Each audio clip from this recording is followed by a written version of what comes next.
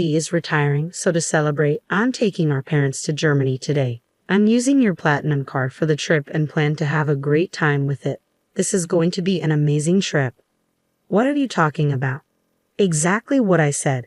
No, I don't understand what you mean by exactly what I said. Please explain. We need to hurry. Okay, we'll go soon. Sorry. I have to leave now. I'll hear the details when I get back. Just one thing. Does the credit card work? Huh? My unemployed husband Jeremy took my credit card to take our parents on a trip. I've tolerated a lot from Jeremy, but this seems like the perfect chance to teach him a lesson. When he comes back from the trip, he'll have some big regrets. I'm Maria, a 35-year-old company employee. After graduating from a top university, I got a job at a major company and have been doing well there. Even though I'm only 35, I earn enough to support Jeremy, who doesn't work, and a child if we had one. But we don't have kids yet, though we're thinking about it soon. With a good job and income, I should be happy in my married life, but I'm not. The idea of having a child is just a possibility, but Jeremy not working is real. I'm not hungry for dinner because I ate snacks. That's fine, but what about your job search? I didn't go for an interview today. I just stayed home looking at job websites. Jeremy quit his job a year ago and has been job hunting since. Actually, he's been working part-time but doesn't stay in any job for long. He starts a job, quits soon after, takes a break, and then looks for another part-time job. You're looking at part-time jobs again, aren't you? I'm looking at both full-time and part-time. Why don't you stop looking for part-time jobs and focus on finding a full-time position? I know, but everything has its own timing. I wish Jeremy would find a steady job, but he can't be pushed too hard. He quit his last job because he had a conflict with his boss over work policies. That boss was known for being difficult. Jeremy stood up to him as the office representative with support from his colleagues. But when the situation got worse, his colleagues sided with the boss, not Jeremy. Because of that, Jeremy lost the boss's approval, felt betrayed by his colleagues, and found it hard to stay, so he left the company. Jeremy, dinner's ready. Can you bring it here? After quitting his job, Jeremy became reclusive and stayed in his room. After about 3 weeks, he started coming out and helping with household chores. All the dishes, really? Thanks. Then it's all yours. Yeah, I've got nothing but time, Jeremy said with a smile, but it didn't seem very genuine. After another 3 weeks, he started looking for jobs again. I have an interview today. Is it your top choice? Yeah, I'm going to get this job and start over. I'm rooting for you. Do your best. A month after quitting, Jeremy started job hunting seriously, but after another month, he still hadn't found a job. Why am I always getting rejected? Damn it, it's all my old company's fault. Don't get frustrated. You'll find something good. Of course I'm frustrated. I didn't do anything wrong. Jeremy might not be entirely blameless, but what happened at his last job wasn't completely his fault either. Still, quitting because of interpersonal issues doesn't look good to potential employers. It feels like I can't do anything right anymore. That's not true. You have an interview tomorrow. Let's work on your resume. It's pointless. I'm not going tomorrow. The constant rejections wore Jeremy down, but after a while, he became defiant. One day, I came home to find torn-up resumes on the living room floor. Knowing the interview didn't go well, I chose my words carefully. Can you throw that trash in the bin? I'm done. Done with what? Job hunting. We can live on your income, right? I don't need to work. True, we could live on my income alone. Some people don't work and do a great job as full-time homemakers, but that's not Jeremy's situation. He's just avoiding dealing with the tough realities. I understand his reluctance after the bad experience at his last job and the unsuccessful job hunt, but we need to face this issue directly. I decided to be patient with Jeremy for now. Jeremy, you still haven't found a job. What's your plan? I've worked hard before. This is just an extended break. I'm not just resting. I'm studying for the future. That's good to hear. Since Jeremy quit his job, his parents, Linda and Brandon, started visiting us more often. They were probably worried about him. Hearing that Jeremy was preparing for his next job seemed to ease their concerns, but it was a lie. The beer will run out today. Can you pick some up on your way home? It's running out again. You drink too much. Try to cut down a bit. Fine, I won't ask you again. I'll buy it myself. Jeremy wasn't studying or job hunting. Instead, he spent his days watching TV and drinking beer. He probably didn't want others to know he was unemployed. I didn't want to hurt Jeremy by telling my in-laws the truth, so I decided to keep quiet about his excuses. But after over 5 months without job hunting, I decided it was time to address it. Jeremy, maybe it's time to start job hunting. You seem more settled now. What? It's been less than half a year since the problems at my last job. You want me to work again so soon after that? I just think the break has been a bit long. Stop nagging. You don't understand my situation because your job is going well. I have my own struggles, you know. Everyone has work problems and relationship issues. We all try to solve them. Let's work through this together. I get it. I'll look for a job. Jeremy walked out in the middle of our conversation. It seemed my words had hurt him, but him agreeing to look for a job felt like a positive step. I decided to wait until he was in a better mood to apologize. I got a job because of your nagging.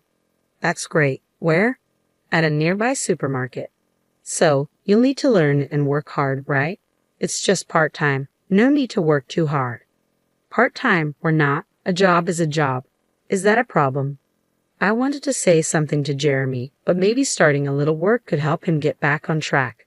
I decided to observe and see how it goes. I'm home. Jeremy, you're back. How's the job? I quit the supermarket part-time job. Why? It hasn't been that long. A college student there was being bossy, telling me to always put the vegetable boxes at the bottom in storage. It felt like harassment. That student was probably just showing you how to do the job. In many workplaces, even a college student can be a senior.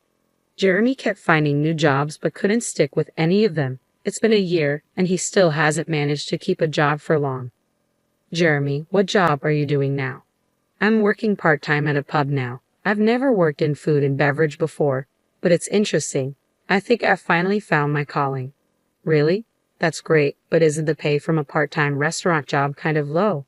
That's fine. I'm currently apprenticing and aiming to go independent.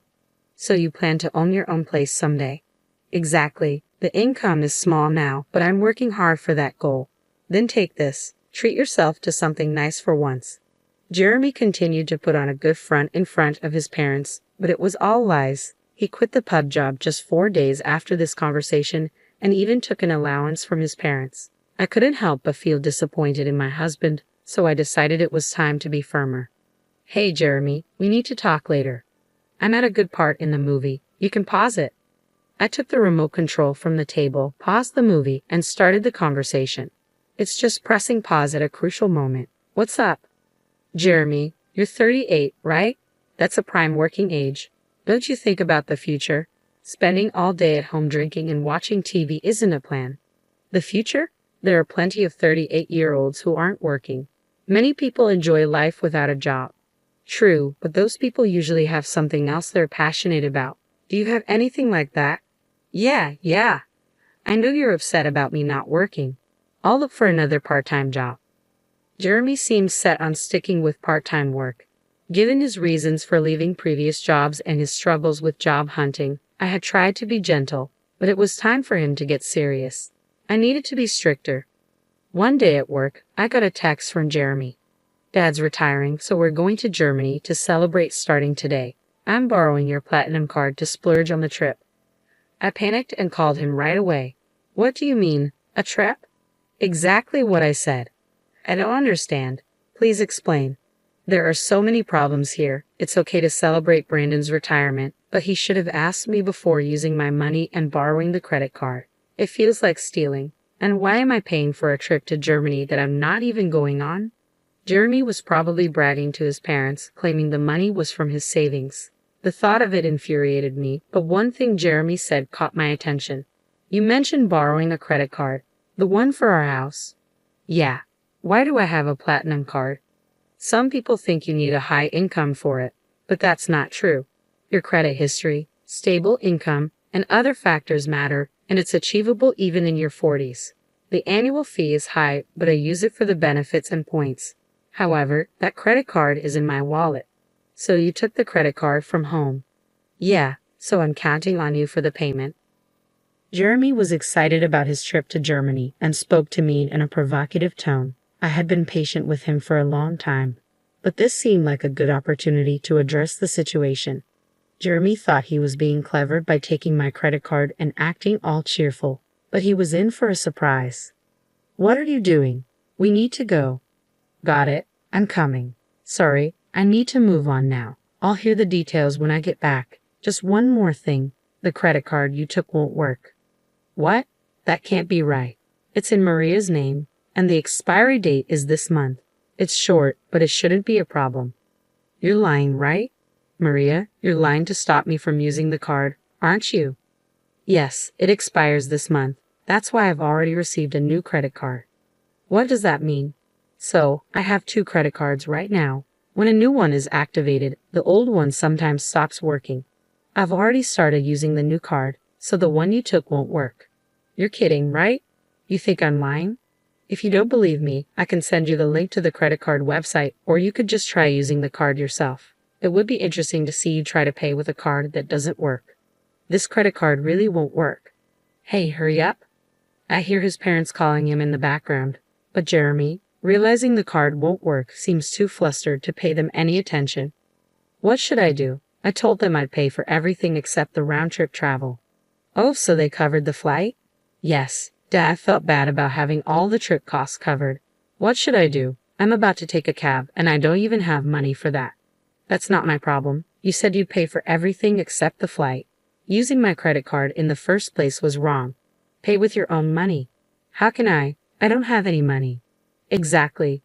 Jeremy, you haven't been working seriously. It's your fault for trying to look good by taking your parents on a trip without having the money. I'm at work, so I have to hang up now. I just wanted to tell you about the credit card. Wait, I hung up and went back to work. Jeremy, unable to pay for even the cab, would have to come clean to his parents. That night, after finishing work, I got a call from Laura. I heard from Jeremy that he tried to use your credit card and lied about working. I'm sorry for the trouble. No need to apologize, Laura. I'm sorry about the credit card issues. Are you okay with the money? We'll cover the trip's costs when we get back. I'll make sure Jeremy apologizes and finds a job right away. I'm sorry, Laura, but I'm considering divorcing Jeremy. Divorced because of this? It's part of it, but Jeremy has been taking money from me for a while. What? I stopped giving Jeremy money to curb his drinking. He started a part-time job and bought his own alcohol, but the salary wasn't enough for daily drinking. Jeremy began stealing money from my wallet to buy alcohol. Over the year, he repeatedly took amounts ranging from $7 to $70, which added up to a significant sum. I had been strict, hoping he'd change, but when he stole my credit card for his trip, it was clear he had no intention of improving. I respect your decision. Should I tell Jeremy about the divorce? Could you just tell him I want a divorce? We'll discuss the details when he gets home. About an hour later, the next morning after my call with Laura, Jeremy called. He must have heard about the divorce from her, but I had asked her to wait until he was back to discuss it. Too exhausted to deal with it, I decided not to answer. The next morning, after returning from work, I found Jeremy at home. He had cut his trip short. I'll work properly now. Please don't leave me, he pleaded as I entered the living room. Seeing Jeremy, he immediately apologized. His regrets seemed sincere, but came too late. He had a whole year to change and still asked for another chance. I had warned him repeatedly, but he squandered every opportunity. I'm not going to give Jeremy another chance because he gave up on me. My mind is made up. Can you leave? Please don't say that. If you don't leave, should I call someone to help you pack your things? I'll move out only if you can afford the rent here. Jeremy fell silent. He didn't even have the money for next month's rent, let alone any income. My words and the reality of the impending divorce made him realize the severity of his situation. With nothing to take, Jeremy seemed to be leaving the house, probably heading to his parents' place. I considered asking if he had money for transportation, but Jeremy isn't a child. He should manage his own affairs, money or not. I watched him leave, feeling a mix of sadness and resolve. After leaving, Jeremy went to his parents' house. Later, I received a call from Linda. My parents-in-law let Jeremy stay for one night, but then asked him to leave the next day. They were worried he might become too reliant on them if he stayed. They wanted to create a situation where he had to fend for himself. It must have been tough for them to send their son away, but they felt it was necessary for his recovery. Kicked out from his parents' home, Jeremy came back to our house, pleading with me. Please help me. I've got nowhere to go and no money. That's the result of your own actions. You need to handle it yourself. Everyone faces hardships. Sometimes it's necessary to ask for help, But all you've done in the past year is abandon your responsibilities and do as you please. I didn't let Jeremy into the house and turned him away from the doorstep. The divorce went through eventually. Despite his reluctance, with the support of his parents, it happened faster than expected. I don't know what happened to Jeremy after we split. He's probably still jumping from job to job and making excuses for himself. I used to think I'd feel lonely without Jeremy, but I was surprised to find that I didn't feel lonely at all. Instead, I felt a weight lifted off my shoulders. Living with Jeremy had been incredibly stressful. His attitude and constant need for reassurance kept me on edge. I was always walking on eggshells, afraid of saying something that might upset him. Now, without him around, I don't have to worry about that anymore. My life has become much more comfortable. I hadn't realized how much of a burden our relationship had been. I was constantly trying to support him both emotionally and financially, and it drained me. Now I can focus on myself and my own well-being. I'm relieved that I didn't let Jeremy drag me down with him. I was always trying to help him, hoping he would change, but it never happened. Letting go of that responsibility has been freeing. I no longer have to cater to anyone else's needs or deal with anyone else's problems. I can finally live my life on my own terms without having to accommodate anyone else. It's a fresh start, and I'm embracing it fully. I have more time for myself, more energy to pursue my own interests, and a clearer mind to think about my future. I'm grateful for this new chapter in my life, free from the stress and worry that Jeremy brought.